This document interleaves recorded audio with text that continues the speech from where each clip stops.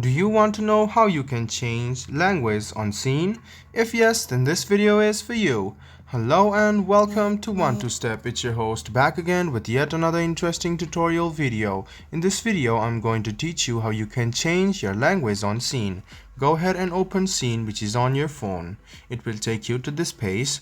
Go ahead and tap on Profile, which you can see on the bottom right hand corner. Click on Settings, which you can see on the top right hand corner. And you can see language. Click on language, and some of the language which is given by Shein is Spanish, Portuguese and English. Go ahead and choose your language, and you can see that the language has been changed. Let me show it to you once again, guys. Go to Profile and go to Settings. Now you can see the language over here. Tap on it and choose your desired language. This way you can change the language on Shein.